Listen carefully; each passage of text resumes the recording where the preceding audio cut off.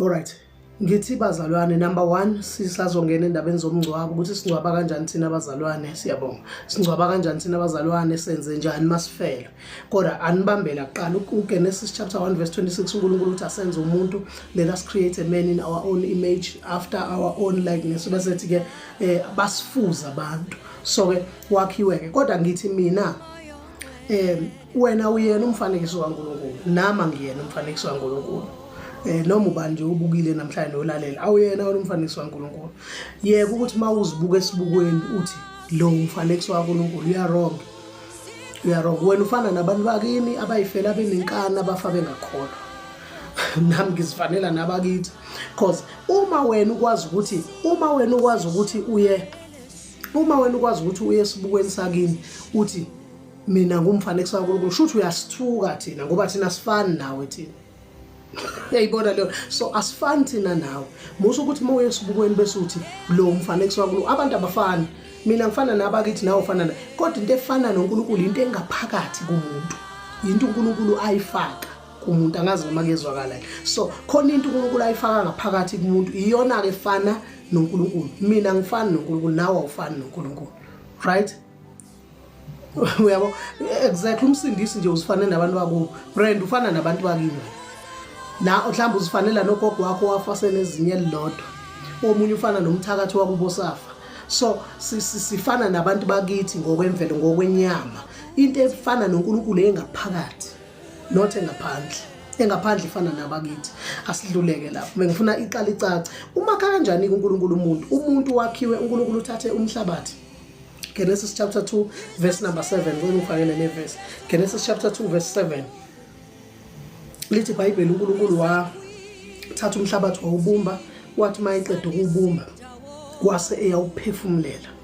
Right? Asikufunde kahle ke lokhu ukuphefumulela ngoba wena mhlawumbe ucabanga ukuthi le ndlela ophefumula ngayo akuyona lesiphefumula ngayo esiphefumula into esingayazi nokuthi yapi. Makuthiwa uNkulunkulu waphefumulela kusho ukuthi uNkulunkulu wazi-infuse, wazifaka kwi-container yomuntu. Ngamamazi kunepart njengoba siphila kaNkulunkulu engekho uNkulunkulu ekuthina. Wazihlephula uNkulunkulu. Uyayibona ke manje akuyona lo wena uthi no, akuyona le. Malithi waphefumulela, it means wakhipha uNkulunkulu, wakhipha yena wazifaka kumuntu. Nikhumbule incwadi kaJohn chapter 14 verse number 23 to 24. Lithi for God is a spirit. uNkulunkulu umoya. So malithi wafaka umoya kuma nostrils omuntu, wafaka umoya, wayezifaka yena because God is a spirit. Wangena umoya kuyena. Uma ungena umoya kumuntu, umuntu akhiwe uNkulunkulu. Now lithi iBhayibheli umuntu waba kanjalo umphefumulo ophilayo. That is Genesis chapter 2 verse number 7 to 8. Umuntu waba umphefumulo ophilayo. So umuntu wakhiwe ilezi zinto eziwu3. Ngifuna ungilalele kahle namhlanje. Wakhiwe inhlabathi, ibody le, inhlabathi le yangithi. Right, wakhiwa umoya, wayeseyakhiwa ispirit.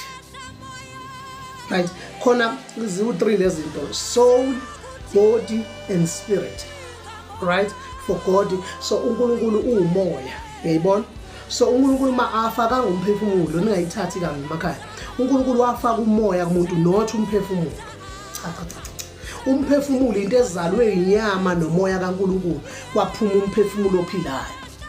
Yabo? So uNkulunkulu metha senze umuntu ngomfanekiso wethu. Umfanekiso kaNkulunkulu yilo ngaphakathi kumuntu. Umoya ufaka kumuntu. Iwona lo zothi mawuphuma, lithi iBhayibheli akakabonakala siyoba yikho. Ngifuna ngishumayele namhlanje. Akakabona kodwa mhla evela siyofana naye. Ngoba engasamina lo ufana nomkhulu, ufana nogogo. Cha, kuze kuthiwa umfuzile ngempela kushiya umkhulu wayithakathele wafethakathi. No, makuthiwa siyofana naye kobe kuphuma umuntu wangaphakathi owafaka uNkulunkulu ngoba lo ngaphakathi ufana nse noNkulunkulu. Uyayibona leyo? So into efana noNkulunkulu ile ngaphakathi. Lalela ke konakala la umuntu mangabe ona, because lezi zinto ziwu3 angithi nizwini, soul, body and spirit. Spirit is God ekumuntu. Soul umphefumulo wakhiwa ispirit nebody. So ku3. Okay, kanjalo kumuntu kwase kuthiwa umuntu ke leyo nto mayiphelele. Ibambeke awukwazi ke wena ukuthi ubona umoya uthi ubona umuntu. Awukwazi ukubona isoul uthi nanga umuntu. kanjalo futhi nebody awuthi mawuyibona ukuthi nanga umuntu ngoba ngingawa la phansi ngife nithi akasekho nisho ikhona ibody. So uyayizwa, so i-soul, a living soul, i product ye spirit sikaNkulunkulu. Uma sihlangene nenyama sizala isoul, siseze emavesini, right? So ku-3 ke it's soul, body and spirit. Lalela ke ngale nkathi umuntu ona, the time umuntu ona i-soul yaba eclipsed i-spirit saba eclipsed, sacindezeleka, sahlangana ne-soul kwangathi into eyodwa. Ispirit sikaNkulunkulu, that's why iBhayibheli lithi ningawucima umoya. Ispirit kaNkulunkulu saba eclipsed phakathi kwe-soul ne-body. Yingakho ke kufanele sishumayele ivangeli ukuze sihlukane lezi zinto ngoba azihlukene njengamanje kumuntu. Umuntu mangabe engakasindiswa ihlukene. That is why iBhayibheli lithi izwi likaNkulunkulu, ama-Hebrews, incwadi yama-Hebrews, lithi izwi likaNkulunkulu libukhali, lidlula inkembe esikanhlangothi zombili, lithi liyahlaba lihlukanise umoya uyezwa ke nomphefumulo. Uyezwa ukuthi kifa kuhlukaniswe manje ngoba all along emva kwesono kuvane kwahlangana kwangathi into eyodwa, uyabo. So kufanele kungene izwi lihlukanise umoya nomphefumulo, kuhlukana amathambo nomkantsha, uyabo, bese kuzalwa futhi umuntu ngendlela uNkulunkulu ayekade makhe ngayo. Right, lento wena ohlezi uthi unembeza umoya wafaka uNkulunkulu kumuntu yile ekukhuzayo. Mawungakakholwa ke sithi unembeza, mawususindisiwe umoya ingcwele uhlala kule ndawo ekuhlala kona unembeza. Ngamanye amazwi le kuthiwa isazela uhlala khona umoya ingcwele. So uma ungasindiswanga nje wonke umuntu kodwa ophila unawo umoya kaNkulunkulu omkhuzayo ukuthi this is wrong, this is right, ukuthi ungaphumi ngale ndlela phuma ngale. Uze umuntu ethe yazi enye inhliziyo yenye inhliziyo emzimbeni womuntu, kodwa umuzwe ethe enye inhliziyo ngiye ngala, enye ithi ngiye ngala. Umoya kaNkulunkulu uyakhuluma kumuntu. That is why ngisho edakwe sethaveni umuzwe afaka ingoma uthi yazi ingoma ngiyekeleni ngihambe ngiyekha. Umoya ufuna ukubuyela kwi-creator, umoya ufuna ukubuyela kuNkulunkulu owawunikayo. Uyayizwa leyo? Kodwa manje ucindezelwe isoul, isoul yesoni nebody yesoni, ngoba ibody ithwala isoul nalomoya kaNkulunkulu iyodakwa ngawo. Uyayibona? So asikeke ngifuna sisiya endabeni yokungcwaba, kodwa bengithi asihlaziye kancane le ndaba, yindeke indaba ye-creation. Right, umuntu kuhlanganiswe lento ngiye ngilinganise ngithi njengetiye oliphuza ekhaya. Itiye kune-teabag, kunoshukela, kunamanzi. Awukaze mawuyokha amanzi uthi ngiyokha itiye, ngeke nje wangifethela amanzi ngithi nali itiye anegama lawo mewodwa amanzi. I-teabag linegama lalo mawulithenga lapha, i-teabag. Ushukela unegama lawo. So it's soul, body and spirit zinegama lawo. So awukwazi ke wena ukufika uthi ngibone umuntu usho ubona isoul. No, awukwazi ukuhlangana nespirit uthi umuntu. No. So asikiyeke ke lo. Kwenzekani ke kumuntu mayefa? Isimo somuntu ekufeni ke manje. Siye endabeni ye-funeral bazalwane. Endabeni yokungcwaba ukuthi ungcwatshwa kanjani thina makhona. So bukizwe futhi asifuna ukubuka enye into ngoba nikhumbule like ilokhuza yethu, our common ground is the word of God. I-standard sethu yizwi likaNkulunkulu. Right. Kwenzekani kumuntu mayefa? Incwadi Ecclesiastes chapter 12 verse number 7, uMshumayeli chapter 12 verse 7, intshumayelo chapter 12 verse number 7. Ngicela ningifakeleke bafowethu lelo verse. Lithi ke lithi umuntu mayefa uthuli libuyela emhlabathini njengoba lalunjalo. Umoya ubuyele kuJehova wawuphayo. Uyezwa ke? Uyayizwa lento? So umuntu mayefa kuyahlukana. Uthuli libuyela othuli njengoba lalunjalo emhlabathini. Bese kuthi umoya lisho ukuthi soul, akakakhulunywa ngesoul. Ungilalele kahle namhlanje. Ngilalelisisa ube careful futhi. Akakakhulunywa ngesoul, kusakhulunywa ngani na? Ngomoya, spirit. Spirit sibuyela kuNkulunkulu wasinika. Hayi ukuthi umuntu usesezulwini. Spirit sibuyela kuNkulunkulu wasinikeza uNkulunkulu, then i-dust isale la enhlabathini ngoba vele yayithathwa enhlabathini akakakhulunywa ngomoya.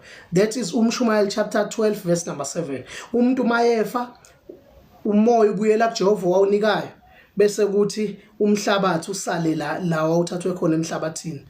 Asibheke isoul ukuthi yena kukhulunywa ngayo. Hezekiel chapter 18 verse number 4. Hezekiel chapter 18 verse number 4. Ngicela sifunde.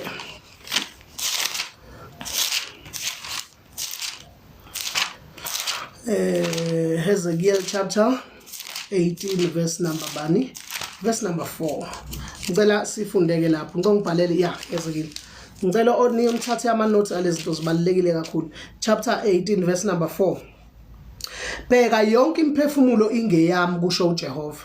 Umphefumulo owonayo uyokufa. Yes? Bheka imphefumulo yonke ingeyami kusho uJehova. Owengane ungewami umphefumulo no ngamazi umuntu osemncane omdala onjani imphefumulo yonke ingekaNkulunkulu idalwe uNkulunkulu ngale ngathi faka umoya kumuntu angithi right lithi kodwa umphefumulo onayo uzofa. So uyambona umuntu seyafake manje sezu3 lezinto. Khumbula kuphili kukodwa futhi ngeke nje umzimba uvana uphile nje uwodwa ngoba kuyena umuntu uhlanganiswe lento ezintathu. So all souls are mine said the Lord God. Bese lithi ke umphefumulo wonayo uNkulunkulu uzowuhlulela noma uyokufa nokufa umphefumulo wonayo. So imphefumulo ibhilonga kuNkulunkulu. Ngamanyazi lento isho ukuthi umuntu mayefa nje kade sifunda ngale uMshumayeli chapter 12 verse 7. Umuntu mayefa umhlabathi ubuyela la emhlabathini nje lo sungcwaba uphele kanjalo. Then umoya ubuyele kuJehova. Kodwa isoul uNkulunkulu odecide ngayo. Angazi noma nizwa kahle because uthi kodwa wona umphefumulo uzofa. Uyayibona ke le kusho ukuthi umphefumulo umuntu odecide umphefumulo ubani uNkulunkulu. Azike kodwa ukuthi njengoba siphila thina lemhlabeni kukhona abantu abafa before time. Ababulawa abanye abantu njengoba uKhayini abulala umfowabo uAbel. So khona abantu abafa before time, khona abathwetshulwayo. Angazi uMongcwele angisho lena. Khona abathwetshulwayo, bathwetshulwe izangoma nezinyanga, uzothu umuntu uyathwasa phansi kwamanzi kanti inyanga isiyambulala. Imbulala imfake lapha esakeni inyanga imfake eyitshe lapha iyomphosa komkhulu umfula lo noma yomphoso olwandle. Ngeke katholakala emenjalo ngoba uzominza azayofika phansi umzimba wakhe. Then isoul ke yalowo muntu umphefumulo because usuke efe before time lowo muntu bayakwazi ukuyithwebula laba bomnyama amademoni akwazi ukuyithwebula then ifakwe ke benze nemithi yawo yonze lenko leyo nto then bayakwazi lo muntu kuyovela kwifamily yakhe afika vele emaphushweni kube ngathi ukhona uyaphila athi hamba niyofaka inkomo lapha la ngangena khona ngiyathwasa kanti kade abulawa. So umphefumulo wonayo uNkulunkulu uyawunjani na uyawujezisa. All right, asidluleke lapho. So imphefumulo kaNkulunkulu yena odecide ukuthi umphefumulo lo uya ngakuphi if ufe ngesikhathi sawo. Kodwa uma efe before time lo moya uyahlala ulinde la kade umuntu esebenzela khona. I'm getting lost between ukuthi umoya uyakwazini ukuya kuJehova but umphefumulo wona yes kunjalo definitely. Angikutshele kanje gugu angimphendule lo mzana ukuze angalahleki bazalwane. Umoya ubuyela kuJehova because God is a spirit. Usuwafaka ispirit kumuntu lokho ke kubuyela kuNkulunkulu. Isoul umuntu kade ekholwa iya kulindeni. Uma kade engakholwa nakhona iye kulindeni kodwa ukulindela kokufa. iBhayibheli likhuluma ngeparadise neHades. Siyayibona nje leyo nto ngisho uJesu evuka sibone kuvuka imoya kanjalo imlandela kuthiwa babonakala abazibawungena emzini ongcwele. Siyayibona leyo nto. Incwadi yeSambulo isitshela ukuthi phansi kwealtar likaNkulunkulu ngabona nemiphefumulo. So ifunda leyo ncwadi manje ukuthi ngifuna ukusheshe ngifike ngoba ngibona ukuthi uyadideka. Ngabona nemiphefumulo yabekade bebulawe livangeli. Uyezwa kulomuntu uthi ufe before time ku-decide ungcobo ukuthi mina ngifuna ikushunyayelwe lezweni la mhlambe ngiyinkosi mhlambe ngu-government ngathi no ngiyababulala noma ke nje kube persecution iqondene nabazalwane njengoba uHerod abulala uJohane bambulale. So lo mphefumulo lo uyalinda, lo mphefumulo uyalinda, lo mphefumulo ulindele usuku lokuvuka noma lokwahlulelwa, right? Singadlali abantu, right? Hlamba sibuyekeze le ndaba. Umuntu angithi unemizimba emibili, khona umzimba olalo la wenyama, kube khona umzimba kamoya njengoba ethi umpostoli Paul ikhona nemizimba engakhiwanga ngezandla. Angithi niyayibona leyo kodwa imizimba kamoya. So uma ngingasindiswanga umzimba wami obvious usuku seHades because angisindisiwe. Ungilinde eHades uthi makuphuma umphefumulo ngosuku lokwahlulelwa noma njengoba lithi iBhayibheli ongakholwa sehlulele liyahamba uyongena kulomzimba osuvela ususeHades. Angazi noma ngizwa kahle ke manje egugu ngifuna uyizwe kahle le ndaba. So uma kade ngenza kahle sengisindisiwe lo umzimba wami ulinde eparadise. Niyayizwa leyo nto leyo. So ngamanye amazwi ke lento ithi isoul iye kulindeni umuntu mangabe efa umphefumulo bese kuthi umoya uye kuJehova ibese kuthi inyama isale la emhlabathini. Lezi zinto zu3 ungadideki. Asidluleke mhlawumbe ukuze ke sifinyelele la kufanele sifinyelele khona. Alright, nangoku umuntu sefileke ngani zakwethu ngibuye ngijahe lapha. Asiqale ke ngendaba yomngcwabo ke manje sesingena ke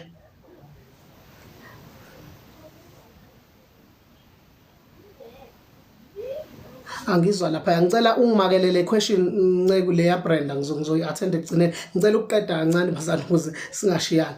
Alright, nangoku umuntu sefile umngcwabo ke bazalwane. Umngcwabo ke wethu thina njengamaKristu. Nginama questions engenikwazi ukwaphendula. Number 1 ngiyazibuza ukuthi into ekuthiwa i-funeral service niyithathaphi? Siyithathaphi into ekuthiwa i-funeral service, inkonzo yomngcwabo eyokwenzani? Eyokwenzani inkonzo yomngcwabo? Isuke yenziwe lana. Yazi bazana ukuthi khona into engizonitshela yona. Amadoda asendulele, amadoda angaphambili asandulele. Uyazi ukuthi ave yawashaya indaba yomngcwabo. Awuthi ngikutshela this is very serious, please ithathe lento uyibhale phansi yokusiza. Niyamazi ubaba uBhengu, nake nezwa ngobaba uBhengu wase Assemblies of God owayekade ehamba nenkonzo ye Back to God. Ubaba uBhengu wathi sezohamba emhlabeni, ubaba uBhengu wathi lalela kunentshumayelo yakhe nginayo efonini la ethi siyobonana ezulwini, le ehlabelela leyo ngoma. Ubaba uBhengu wathi esehamba wathi mase ngifile mase nizongcwaba wathi niyoba nesono, ngithathe emazwini akhe, niyoba nesono manike nangicwaba ngebhokisi expensive cause umzimba usuke usufile vele. Uthi ngithatheni nivane ningilahle njengenja, ngingcwatshwe njengenja. Uthi ngoba ngiphilile njengenja ngizange ngikuthola ukuhlonishwa emhlabeni. Uthi akho ngisho istrado ke wezwe sibizwa ngegama lami. Uyezwa? Ngamanye amazwi amadoda angaphambili beyibambile imfihlakalo yokuthi awungenziwa umngcwabo omkhulu, angingadumi sengifile ngingadumanga ngiphile. Bebeyibambile leyo nto. Bebuka izwi ukuthi izwi alivumi. Right? Siseza lapha. Ubaba uGumbi, niyamazi nokubaba uGumbi, usanda kuhamba emhlabeni SD Gumbi indoda endala. Wathi noGumbi, wathi mhla ngihambe emhlabeni ithwala, ningalindi ngisho abantu ukuthi baze bafike. Ngithatheni noma ngathathwa ama comrade noma amabili ayongifaka emgodini. Nithathe lo daka nje nilifake lapha emgodini kube sekuphelile. Why la madoda lokho esho kanje? ONJ Stall uyakhumbula ukuthi bathini? Bathi abafuni ngisho nento eziningi zomngcwabo omkhulu. Kodwa iyenziwe lo mngcwabo omkhulu. Yenziwe lana. Niyawazi amadimoni abasemngcwabeni. Ukuvesibani umngcwabo wakwathi omunye umzalwane la engigxeka kade ngiyoshumayela onye umngcwabo ngafike ngakhuluma nezoni ngathi aziphenduke. Ngakhuluma nezoni ngabonga ngahlala phansi. Wathi ayikho lento avulanga ivessel relevant. Ivessel li-relevant kuphi? Imuphi umngcwabo la kwasukunywa kwashunyayelwa kwenziwa iservice? Imuphi umngcwabo wabanjalo? Awukho umngcwabo onjalo eBhayibhelini. iBhayibheli lisitshela ngento ekuthiwa i-burial, not funeral service. There is no funeral service eBhayibhelini. Khona i-burial. Asibheke indaba ye-burial ukuthi ihamba kanjani. Ngiyasheshisa nje ngoba sesiyaqeda. Alright, asibhekeni umngcwabo kaJesu, Matthew chapter 27 verse number 57.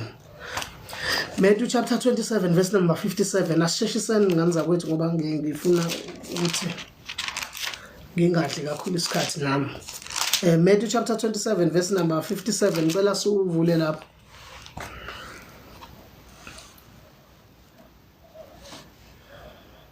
Yes, Brenda kunjalo. Isoul inam ileyanto engaphakathi kumuntu wena kodwa wena umoya bese kuthi ispirit umoya kaNkuluNkulu ohlala kumuntu. Uyangizwa? So wena unemzimba emibili unomzimba lo owena wenyama bese kuba naloko okuumoya isoul lephumayo mawufa iye la kade usebenzela khona. Ispirit lese kade sikusiza emhlabeni sikukhuza safa koNkuluNkulu umuntu siyahamba sibuyele eNkuluNkulu. Injalo nje indaba. Alright, so ngicabanga ukuthi kuyezwakala. Okay, asifundeni ku verse number 57 sibheke ukuthi uJesu yena kwenzekani maye ngcwatshwa uJesu. Sekuhlile kwafika ukumbelwa kwesidumbu sika Jesu. Alright, lithi ke sekuhlile kwafika umuntu ocebile wase-Arimathea igama lakhe nguJosefa naye wayemfundi kaJesu. Waya kuPilato wacela isidumbu sika Jesu. uPilato wayala ukuba anikwe sona. Verse number 59 uJosefa wasithatha isidumbu wasisonga ngendwangu yelineni enhle nehlanzekileyo wasibeka ethuneni lakhe elisha eyayiliqophe edwaleni. Right, wakinxela itshe elikhulu eminyango wethuna. Uyayizwa lento? uJesu sefile lesithi siyamlandela. Ngicela ningilalele ke manje makhona. Lesimlandelayo athi umpostoli Paul asike sinye isisekele singabekwa ngaphandle kwaleli singuKristu. Ngamanye amazwi fasibukele kulo Kristu. Silandele kulo Kristu. Senze njengalo Kristu. Singakufuni okunye lo Kristu angakwenzanga. Lo Kristu kufe kanjani? Wazi wabanda umngcwabo kaJesu. Wazi wabanda inkosi yami kuyazi wabanda akho ngisho iOP ini lento nithini lo kuthiwa obituary sisukumeni ke sekuzofundwa nisuke nisukumelana nisuke nihloni baba makuthiwa sifunda umlando. Ayangisukume usukumelana uhlonipha baba senza inkonzo yokuyompheleza kuphelezelwa baba ngoba kade ahamba mhlayewa lapha phansi seshilo ukuthi umoya uphuma uyephi umphefumulo uyephi kusali umzimba yini lenisuke nihlonipha. Angikho lapho kodwa nangu uJesu sefile mayiqeda ukufa uJesu kufika nje indoda eyodwa hayi ifamily akho lutho akho bazalwane akho ngisho abazalwane la abani kuyifikela umfundo oyedwa ucela isidumbu uyanikeza usonga ngendwangu enhle hleleka sisho ukuthi akungahleleki hleleka kahle wayifaka indwangu kahle wahamba obeka ethuneni kwaphela kanjalo umngcwabo wenkosi yamakhosi. When you are more than Jesus wena ufuna ucophe ufuna ngisho live emgcwabeni wakho kugcwala umhlaba wonke kade ungaziwa waziwe mhla uzofile yini nifuna ukuduma ekufeni. Lithi iBhayibheli ingonyama lithi nje phila ayingcono kunengonyama efile. Yabo yini ufuna ukuduma ngoba usufile yini ufuna into yakhe ibe enkulu noma usufile ubani wena mina ngubani mina. So uJesu wangcwatshwa nje kanjalo bandayo ungcwaba khona ngisho iprogram akhona ngisho ophethe uhlelo siseza lapho sizithathaphi zonke lezi zinto bazalwane. Uyabo nje wena avu ungalimala umfundisi wakhe engafika ngingafikanga nje emgcwabeni wakho avu ungalimala ungaze uyeke nokukhonza abenza sebaye ukukhonza abambe shintsha amabandla afikanga ngifelwe efikele ukuzokwenzani umfundisi mhla ufelwe yini lo ufuna afikele ukuzoyenza uzodlala ngaye uzothi ashumayela lo muntu osefile angamazi. Hayi bazalwane ngeke man. Umngcwabo bazane ngokweBhayibheli into yefamily into yalo yedwa seduze ukholwayo sekuphelile akuyona into eningi yokuthi sezosisuke thina ko Eastern Cape si drive siye ePretoria siyongcwaba umzalwane ayikho ezwini leyo nto bazalwane ayikho. Uthi uJesu ngelinye ilanga yeka abafile bangcwabane bodwa asahambe mina nawo siyoshumayela. Uyayizwa leyo nto ngamanye amazwi wayisho njalo uJesu kwangathi ushinto embe ebhlungu kanti uzama ukufaka isifundo uJesu ukuthi akuyona ayibalekile lento akuyona into ebalekile le awuthi ngikutshela mhlamba siqedela amavesi bese kuxoxela le ndaba ngokusheshsha. Alright, awuthi ngikutshele uStefani yena wangcwatshwa kanjani chapter 8 wa Acts chapter 8 verse number 2 asufunde ngokusheshsha. Acts chapter 8 verse 2 asibheka umngcwabo kaStefani ukuthi kwaba khona iprogram yini kwenziwa lento oniyenzayo kwakhona sengicishe ngasho ama companies abantu ama funeral parlors ayekhona yini nizendlalo omasingcwabisana eningi imali engabe uyisebenzisa le ekhaya wakho umuzi wenze yonke into ibhizi lapha komasingcwabisana and ngizofundisa namhlanje ngizokufundisa ngizokutshela enze njani mawushonela kulele ngiseza lapha asasifundeke chapter 8 verse 2 uthi amadoda akholwa ayamngcwaba uStefan amkhalela isililo esikhulu sekuphelile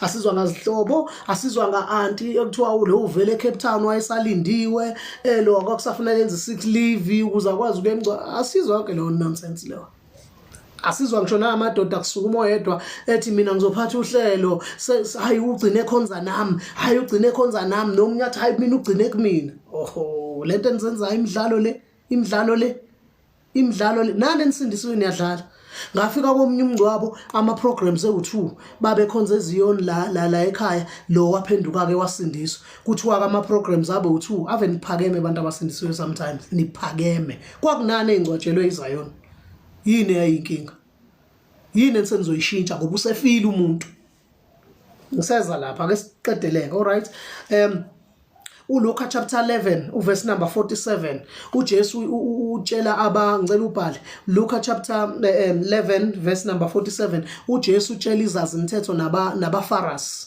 abantu abazumthetho uthi nina nenza amatshe manishonelwe nakha amatshe abe mahle yayizwa leyo nto nenza amatshe uyabablame ngokuthi nenza into ebenkulu ekufeni niyayizwa kodwa nilibambile izwi likaNkulunkulu kodwa nibhizi nenza izinto ezinkulu makufiwa uyayizwa leyo so angibe sesingena kuyona ke le ndaba so iBhayibheli lisitshela ngeburial it's only burial even oDavide uyabona nje ukuthi ngikutshela kahle yafakwa kuthina lento yayifikela nabelungu I'm very sorry ukusho njalo yafika nabelungu lento bafowethu yafika nabelungu indaba ukuthi contact to MC contact to funeral parlor contact to yini insurance life insurance ekufanele ufaka u80,000 ngala ufaka u40,000 ngala le mali engake ngabe isiza umndeni sewuhambile eyani le mali engaka lespendwa eyani le mali hayi bubhora nje umngcwabo wencekisa ishumayele kangaka ubaba bambeka ngezingeni lakhe bebeka bani bemthathaphi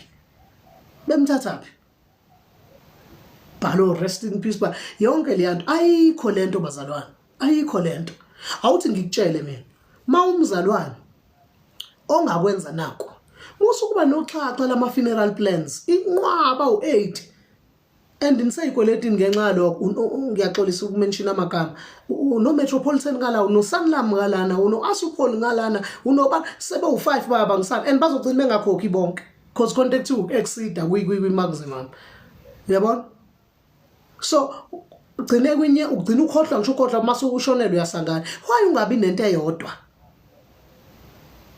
la uzothola khona nje ukuthi okay mhlambe angithola into yokuthi umakhave kahle ahamba ayobekwa ethuneni uyibona leyo phele kanjalo yini ndaba nifuna ukuba noxhaxa lezinto ufuna ukubukisa mhla kufiwe no asinayo leyo nto bazana umkhubo njalo nje enkonzweni yakwaChrist asinayo leyo kahle makuthiwa silandela iBhayibheli ngempela it's only burial thathwa lo muntu ayobekwa lapha buka kokaLazaro umngcwabo kwazi wangcwatsha uJesu umfundisi wakhe engafikanga umfundi wangafika wafike sezomvusa after cabanga kwaba muncu kanjani kuyangcwatshwa kaLazaro akekho uthi umfundisi wakhona kodwa nina nifuna ukungcwatshelwa nini uyalimala mangingafikanga nje ngathi umzana awuhambe lapha na kuthiwa kushoniwe abanambisa umthandazo nifuna futhi ukuyihlela lento hayi kuzongcwatshwa ngesonto elizayo awuthi ngenihlebele abantu abafika nalento abenzi kahle hamba obuka abelungu mebengcwaba it's only ama sandwiches aba lapha futhi kuba ifamily mhlawumbe uthatha abantu bako 7 5 bawu5 kuphela kuyangcwatshwa kuthathwe kuyiswe lapha kubuye kudliwa ama sandwiches ekuhlukenwe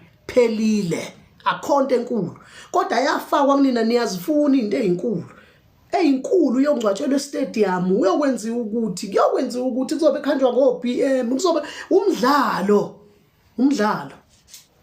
lento yemngcwabeni yenzayo umdlalo into ongakazi uyibona into yokuxabene nje into obona ukuthi ixabene nezwi likaNkulunkulu le xabene sicela abafundisi bazoma leduze kwebhokisi bazomelana bezokwenzani mase ephuma la sekukhishwa ibhokisi sekuphuma umzimba sewubona mina ngingukuvuka nokuphila ofa noma ekholwa yimi noma efa uyophila yini le iverse lelo iverse lafundwa kuJesu ukuthi iverse ehambile zange lifundwe koStefan lafundwa cha koJohn lafundwa cha ngisho yabona ithi nginitshela even nathi singamaZulu awuthi nginihlebele niyazini ukuthi ngisho inkosi ibingcwatshwe ebusuku Thina ke nje simaZulu bengawona ngishinto enkulu bekuyinto yefamily kufike labo kukhala isililo omama bakhala isililo ifihlwe inkosi kuthiwa ifihliwe kuya kuthiwa itshaliwe sorry kuthiwa itshaliwe kuyasa ngakusasa akusaziwa lutho awuthi ngikuhlebele omnye umama kade fakaza ngifundisa ngalento wafakaza umama ukuthi unomakhelwane ababalungu banemali ngeke ngibasho ngicela ungabashoda aba own izinto ezinkulu khona lemzansi laba kusho ukuthi indoda nonkosikazi bama neighbor alo mama lo mama ke uthi hey baba uNgcobo ngithi uthi ngihlangane nomama mhlambe after 3 weeks nje ngikade ngibagcinile athi yena athi yena hayibo yazi ngakhohle ukutshela kwashona uba umyeni wami umuntu omkhulu kangaka wathi hayi washona kodwa simngcwabile last week hawu nimngcwabe kanjani izingane lezi zakhe eziseCape Town wathi hayi sayibikela ukuthi ubaba usehambile samngcwaba even amasulumane umuntu ushona manje kuseni seyangcwatshwa ntambama yini thina amaZulu kwenzekeni and awuthi nginitshele iyakhosta into ye-funeral because nini into eniyenzayo abazalwane umuntu ufika ngife manje ngomgqibelo nithi nanoze ningcwaba umgqibelo zawo kulindwe auntie nomalume laba beyisaya abangakholwa abazofika la bazoshaya imithetho bashayela ingane zami bashayele ngisho unkosikazi umthetho bamtshela hlala lapha ncika odongeni hayibo kade hlala nami nje lo muntu uyena owaziyo ufuna labambene enzeni kodwa ngeke bakwenze lokho sekuthiwa isilinde ubaba omncane kusho ubaba omncane kade kungakhulunyiswa nale family sekulindwe lo baba omncane uyena osezoshaya umthetho hayi guys ngeke asilungiseni lento bafowethu imingcwabo yethu thina abazalwana abakholwayo akuyona ngishinto enkulu nento elindelwayo nethiwa cha kufike la abashumayela abawu2 mamngcobo plan ukwenza kanjani hayi plan ukwenza kanje hayi plan ukuthi ngoba vele makuyi death certificate ke bibambile hayi siyambeka khona olesibili ubaba hayi ngekuhlonipheka umnumzane wami usifa abekwe ngeweekend weekend yani niyawazi ama cost aba during the week asuka Monday Tuesday Wednesday khona nje auntie bomndeni ogogo into eyifika la zihlale zithi hayi ngiliphuza iminute yolingenabisi zisho kabani kufiwe ufike nani lo muntu ozofuna into elobisi le kufiwe ngempela kufiwe ithatha hayi siyadla hayi kudliwe hayi mina ngicela amakheke anibhaka amakheke iphathi yini lena so ezwini ayikho yonke lento esiyenza abazalwane ayikho yonke umngcwabo nje ukuthi kuthathwe isidumbu siyofakwa lapha kuphelile sekuphelile mina advice yami kuwena ukuthi if une funeral parlor akubi yona nje yodwa kanjani ayazabe u10 ufaka umuntu oyedwa yini ufuna ukwenzani cha so asidluleke manje sibe sesiveza indaba yokugcina asibukeke manje ukuthi uma ngabe kufiweke angithi abanye into abayenzayo bayahamba bayolanda umuntu emakhazeni thuyolandwa ngehlahla cela ungilalele kahleke manje nibone ukuthi imimoya nidonsa kanjani imimoya nithi nina niyolanda umuntu ngehlahla lehlahla thu ihlahla lomlahla nkosi niyayizwa leyo kama ihlahla lomlahla yipi lenkosi elahlwayo umbuzo wami nini mawuthi uhlahla lomlahla nkosi yipi lenkosi ile dalizwe nomhlaba elahlwayo ukuze wenze lento wena yipi le lahlwayo asiyeke sidlule asiye ku Revelation chapter Revelation chapter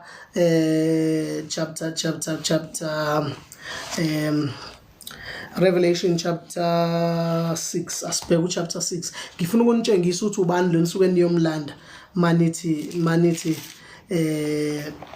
yebo bathi baphuza imayilo uthobela uthi ufuna kwenziwe njani no izwe lifunayo hayi mina ngifuna lutho mina amen angifuni nje lutho ngifuna izwe nje uyayizwa leyo nto umfundisi omkhulu osanda ukushona umngcwabo waqala ngo9 waze waphela ngo6 ntambama uqale ngo9 yini ikhuluma ezazivela phi lezi thiwe socela wasemsebenzini socela uAnti akhulume ngokugula kwakhe socela abaka mawengane socela yini yonke lento enisho bazalwane kusungani bazibasikhambela amanga umakhelwane kade ningazwani ningavunani athi Nkosi yami bengawushintsha uface lengane ibingawushintsha uface ingane kwane nizithola la hey bazalwane ngeniyeke Revelation chapter 6 verse number 8 ngicela ukufunda ngicela ubhale lapha Revelation chapter 6 verse number 8 Siyamanje kutheni ufuna kwenziwe njani ngithi ubuzile Ncebo kulungile ke siyabona.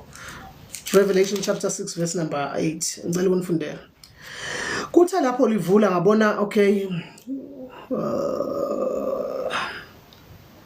verse 8 no yimina engilokhuzeka ngase ngibona nanto ihashe elimpofu nogibele phezulu kwakhe igama lakhe ukufa, the rider of the horse, his name is death.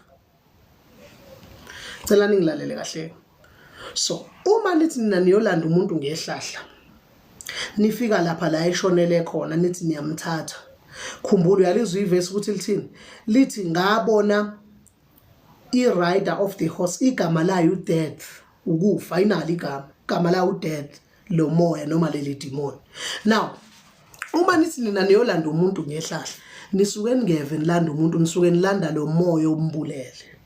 Awuthi ngikuphindele, uma uthi uyolanda umuntu ngehlahla usuke ungalandi yena, usuke ulanda umoya ombulele, the rider of the horse. Khumbula yahamba phansi, uhamba uyagibela because umsebenzi wakhe urider. Lalela ukuthi ubulala ngani urider, manje ke namfaka ekhaya kade niyomlanda.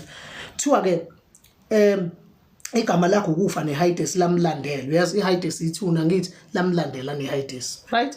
Bese kuthiwa ke basinikwa amandla phezulu kokwesine komhlaba, uyazi nikezwe amandla ukubulala ngenkemba nangendlala nangobhubhane nangezilwane zasendle. Uyezwa ke lento lo moya ulandayo kuthiwa 1 ubulala ngendlala. Sekunendlala la ekhaya abantu basebenza imali ayibonakala ukuthi iya ngakuphi. Ngilalele kahle namhlanje, imali iphelele obala ayibonakali, kunendlala kodwa basebenza komasipala banjani, bangodokotela banjani, baphethe la besebenza khona bayiyona yonke into kodwa still kunendlala lekhaya, kunobhubhane. Angithi niyazi lento yecase yama families othola ukuthi kufiwa ngesifo, lesifo esibulele lo muntu siphinde sibulala omunye umuntu khona lekhaya because nalanda u-rider of the horse. Awuthi nginiphindele uthi ngabona ogibele phezulu kwehashe igama lakhe kwakukufa. So nina nithatha ukufa nikubize ngegama lami, sikulandile ezibusiso, siyagodukisa sikise ekhaya. Asensi logic ke mina kade ngihamba yonke lendlela yonke leminyaka ngisebenza lapha, kodwa manje sekuyafika futhi sengiyafika lapha sengifile angisakwazi ekhaya. Is it true? Angisakwazi. Nithi angiboni kodwa futhi nithi ngiyonigada futhi.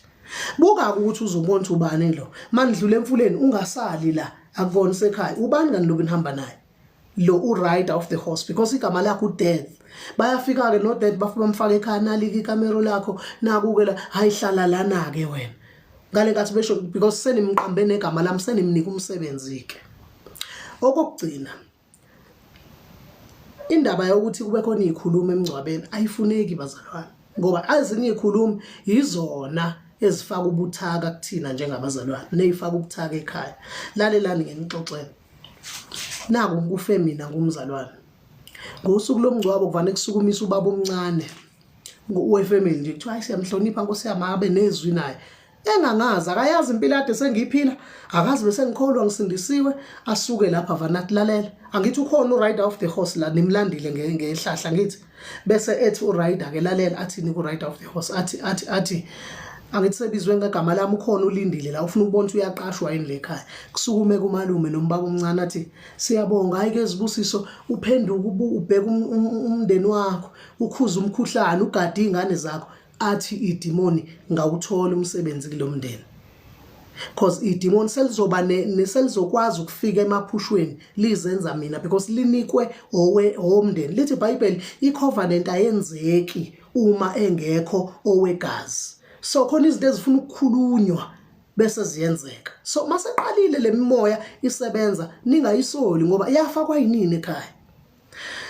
Okay, u2 Corinthians chapter 11 verse number 14. 2 Corinthians chapter 11 verse number 14. Lithi akumangalisi ngokuba noSathane uqobo uyakwazi ukuziguqula azenze ingelosi yokukhanya. Uyezwa uSathane wenza njani? uSathane uqobo uyakwazi ukuziguqula azenze ingelosi yokukhanya. Lithi nezikhonzi zakhe ama fallen angels ayakwazi nawo ukuziguqula azenze ingelosi zokukhanya. Afike ngisho emibonweni kubantu ebusuku ezenza lowo muntu osehambile. So yonke lento ithungeleke kuphi? Emngcwabeni. Uthini kungcwabo namhlanje noma lithini izwi namhlanje? Asinayo into ekuthiwa i-funeral service eBhayibhelini. Into esinayo i-burial.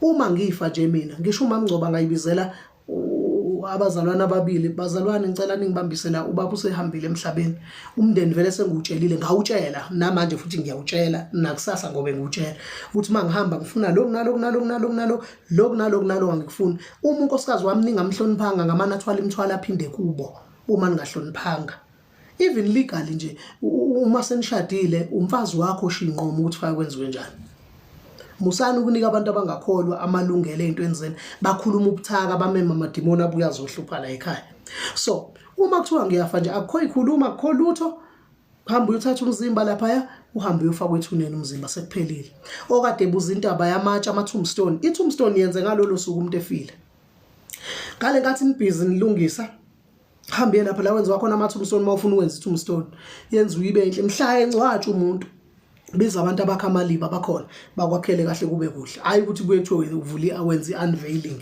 there is no unveiling ezweni akekho wakwambulela itshe ezweni kwathiwa sesiyombula itshe lika David hayi ayikho into enjalo so ungayenza leyo nto is fine even ngisho ungayenza after unyaka kuyothathela i-tombstone lapho ubuye uyifake kodwa akho unveiling akungibulwa akubizwa abazalwane bazovula ngamavesi bazothandaza ayikho leyo nto so it's only i-burial evunywa yizwe i-funeral service ayikho ezweni bazalwane ayikho ezweni ayikezwe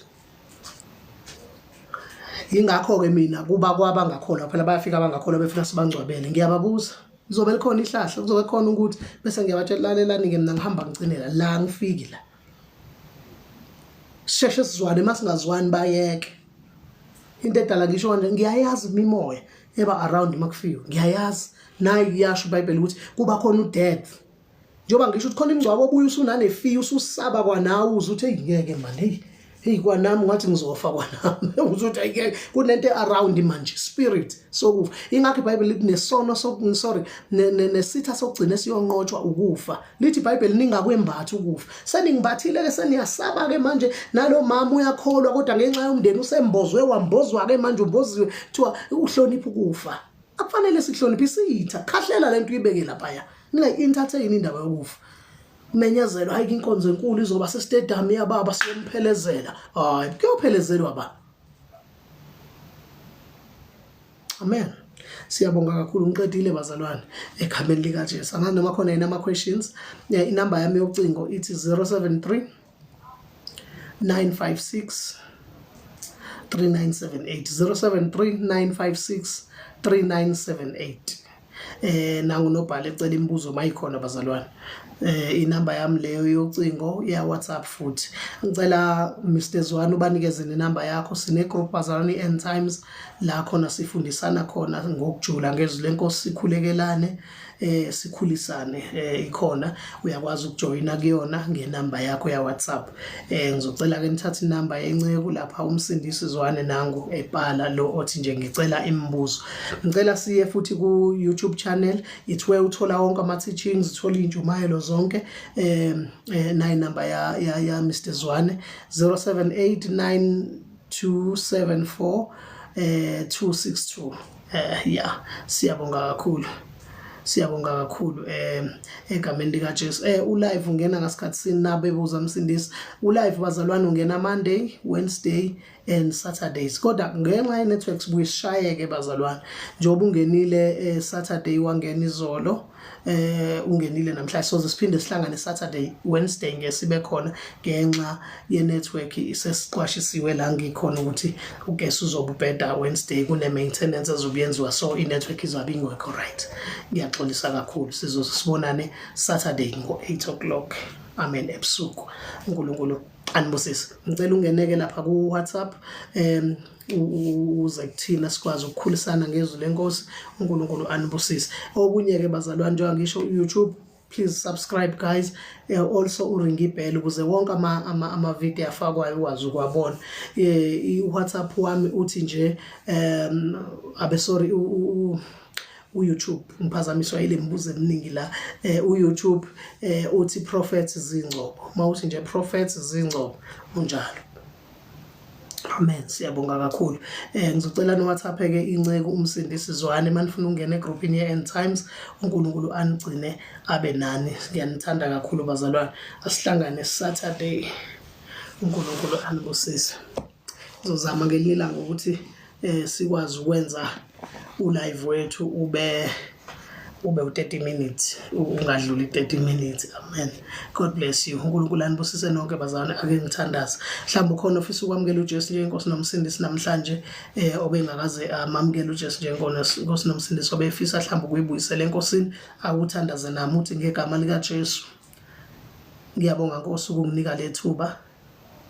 Ngegama lika Jesu ngiyakwamukela Jesu, ngiyavuma ukuthi uyinkosi nomsindisi wempilo yami. Ngiphathele impilo yami suka namhlanje ngegama lika Jesu. Bhala igama lami encwadini yokuphila ngegama lika Jesu. Amen. Baba ngiyabonga kakhulu uNkulunkulu ongcwele nabantwana bakho, iba nabo Nkosi ngamunye ngamunye, bakhulisa ezwini lakho, bakhulise ekukholweni, ubaprotect, ubagcine ubusuku nemini ngoKristu Jesu. Loba Nkosi amagama abo encwadini yokuphila, uNkulunkulu wethu onamandla wenza umusa endleleni yabo ngoKristu Jesu. Amen. Ngiyacabanga bazana ukuthi siqedile manje. uNkulunkulu anibusise. Asiyenzi i-guide of honor makufiwe silo siyenzela ibhokisi, no, asiyenzi. Bayosibuza abantu abangakholwa ukuthi nathi aniwakhonza amadlozi, aniwahlonipha, aniwakhothi, nenzani manje, nimi sukumelani, nenzani? Bonbuza, asihambe ngezwi sime ngezwi.